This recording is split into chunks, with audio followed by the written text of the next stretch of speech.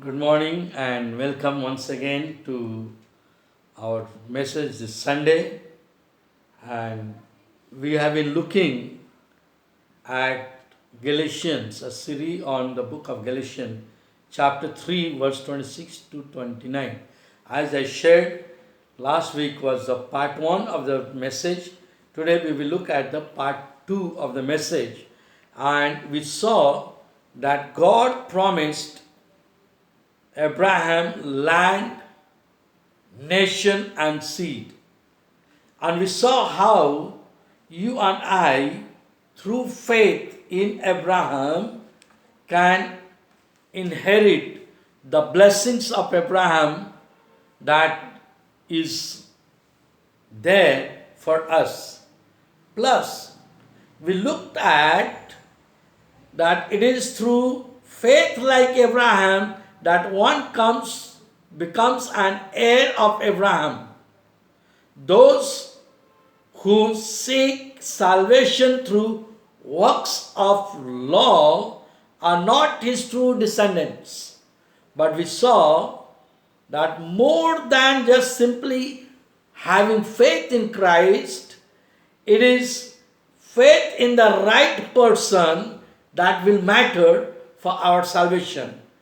And thus, the true heirs of Abraham are those whom Christ had redeemed. Yes, those who have been redeemed by the Lord Jesus Christ. We see that Christ redeemed us from the curse of law. He redeemed us and he became a curse for us by dying on a tree. Let's look at it in the book of Galatians again, chapter 3, verse 13. What does it say? Christ redeemed us from the curse of the law by becoming a curse for us, for it is written, cursed is everyone who is hung on a tree. So Christ died for us on a tree, became a curse for us, so he could redeem you and redeem me. The redemption that you and have has cost God his only Son, cost Christ to become curse for us. Then, not only that, he wore our sins upon in his own body on that tree. Let's look at the book of Peter, 1 Peter chapter 2 verse 24. What does it say? It says that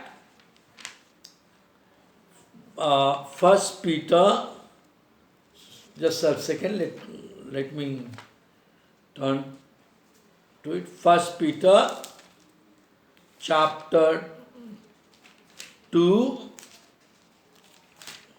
one second, where? 1 Peter chapter 2, and verse number 24. This is what it says. Verse 24. He himself wore our sins in his body on the tree, so that we might die to sins and live for righteousness. By his wounds we have been healed. Yes, you and I are made righteous. Why? Because Christ died and took our sins. He took our sins on the cross. He bore our sins and gave us redemption. And that's what it is. And therefore, he offers us freedom and redemption from every lawless deeds. He has done this through his blood by providing forgiveness for sins, and that we see are the key to our faith. That we believe that through his blood, God, Jesus Christ has provided redemption and forgiveness for sins. Then we look at the other people who can be the heirs of Abraham, are those who are recipient of the blessings of Abraham, even the Gentiles. How? Because God gave indication in his call to Abraham. What did God say? All the families of the earth, not one or two, but all the families of the earth will be blessed through you. And he told Abraham, through your seed. And Jesus Christ is the seed of Abraham. We saw it last time when we were talking about it, when I shared with you the last message. We saw that Jesus Christ is the seed of Abraham, and we have received his promise of the Spirit. The Holy Spirit is given to us so that we have become one in Christ. We put on Christ on us. That's exactly by believing. And then we see that the heirs of Abraham are those who have been redeemed by Christ and made recipient of the blessing promised to Abraham. That's exactly what has happened. Then we see those who have become sons of God. Yes, through Jesus Christ, you and I have become sons of God.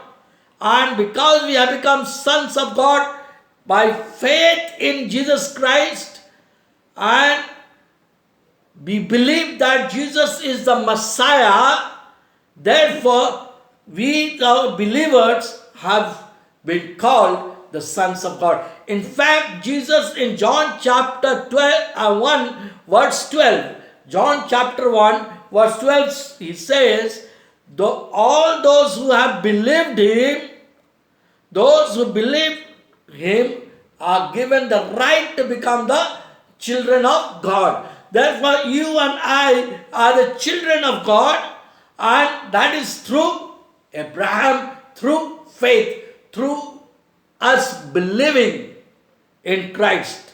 Then we become children of God and the heir of Abraham through baptism.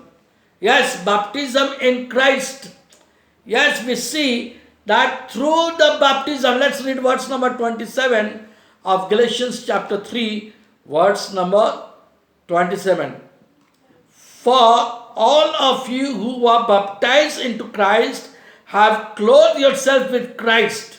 Yes, we have been clothed with Christ. When you and I take baptism, what happens? In baptism, we submit ourselves to Christ, and what happens? Like Christ, in baptism, we are buried with him.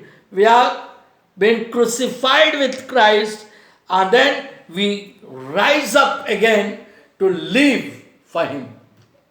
So baptism is an act where we confess that I no longer live, but Christ lives in me, and that, what is it? That my natural man, my nature is dead. I am dead to my natural living, but I rise up in Christ in his spirituality.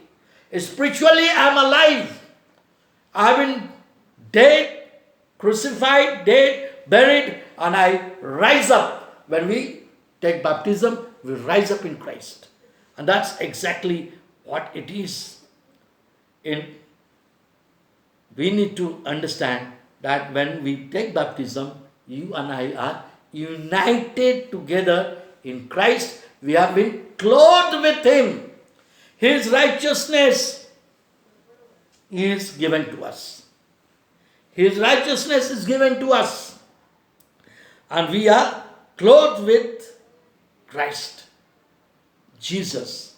There are many references to this. I can keep on turning and opening my Bible, especially from the book of Romans. Chapter 6 is full of explanation on baptism, and I do not have much time, but I want you to understand that we have been baptized and clothed with Christ, and therefore we are the children of Abraham.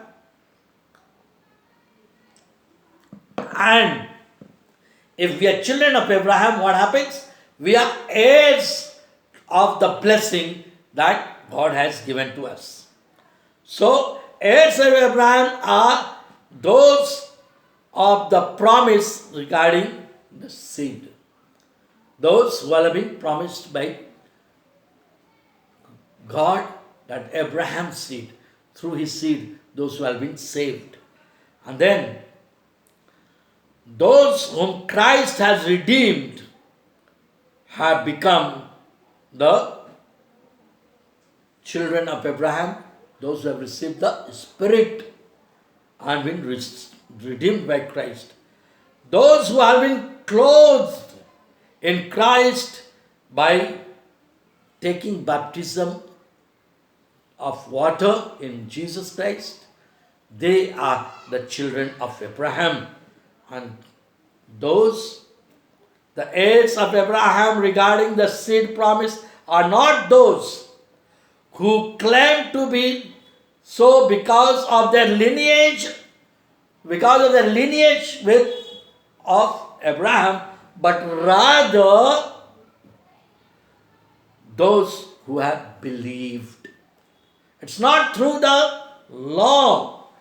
So, those who claim the lineage through Isaac and Ishmael are not the children of Abraham. They are not the ones who will really inherit, but rather those who are of faith like Abraham will inherit the kingdom. Those who seek salvation through keeping the law of Moses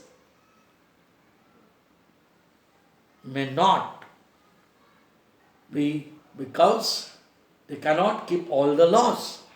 That's why Paul says here, there is neither Jew nor Greek, there is neither slave nor free, there is neither male or female, for all are one in Christ Jesus. We all are one in Christ Jesus, and therefore,